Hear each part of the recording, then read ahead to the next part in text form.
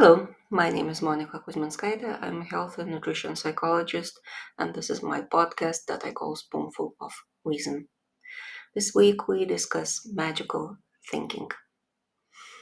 At the intersection of several theoretical factors, there is something straight out of a fairy tale. The belief that there are ways related to eating, appearance, or the body that can magically and effortlessly make us perfectly happy. Let's take a look at what this miracle consists of.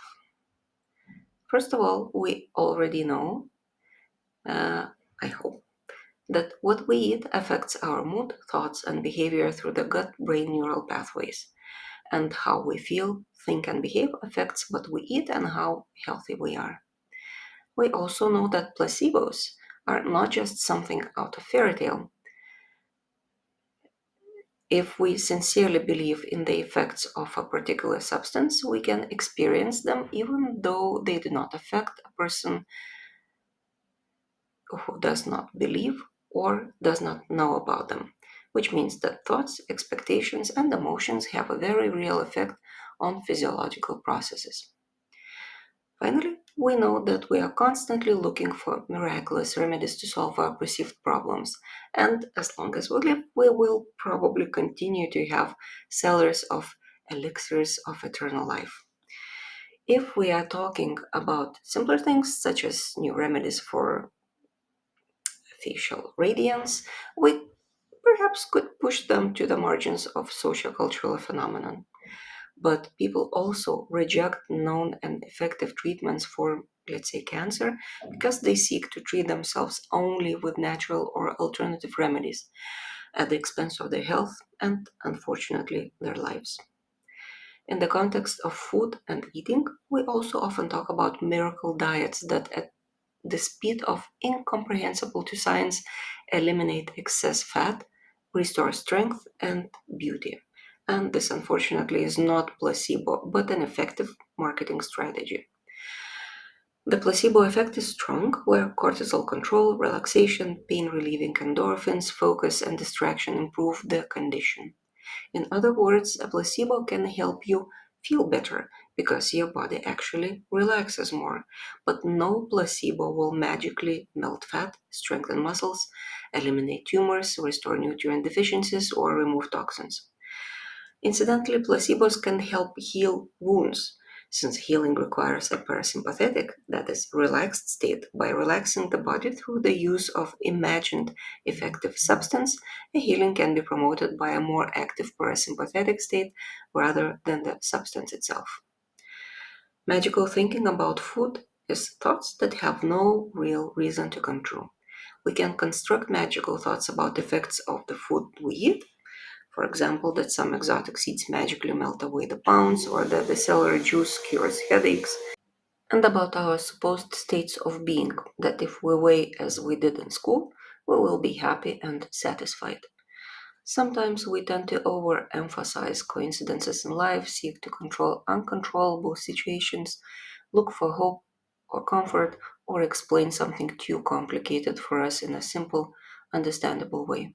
We always want a simple, quick, and cheap solution rather than accepting that something is uncontrollable, unknown, or inaccessible.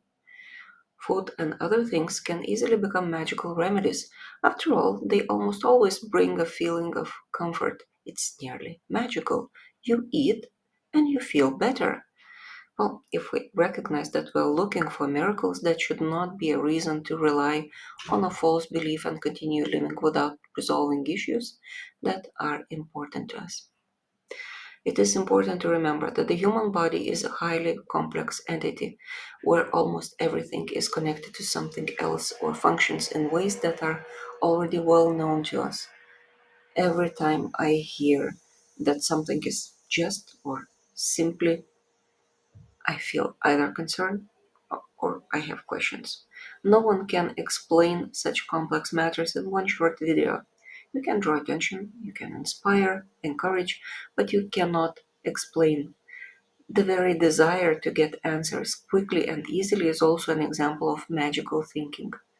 The inability to devote time to studying complex issues is a problem of attention and motivation, not an inability to explain or unwillingness to reveal information for free.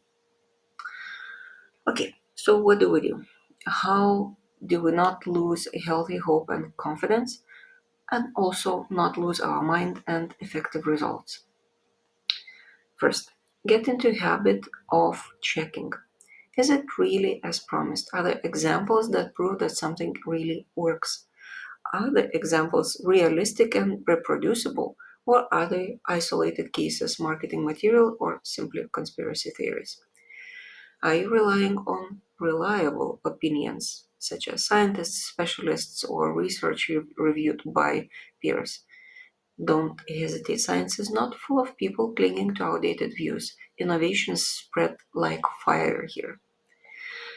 If you're trying it out for yourself, don't experiment with significant changes. Try small, low risk changes gradually and observe yourself. Third, strengthen your critical thinking skills. Deepen your knowledge and try to evaluate the information you receive as objectively as possible. Does it match the totality of your existing knowledge? Do not reject known methods only because you want to try something new. Existing methods have been tested many times. Yes, perhaps the new method is even better, but maybe it doesn't work at all, and you'll be just wasting your time. When it comes to food specifically, it's not miracle products that work, but consistent consumption of healthy and nutritious foods, long term healthy eating habits, not short term detox series lasting a few days. Nutrition is a science of complex chains of causes and effects, not individual factors.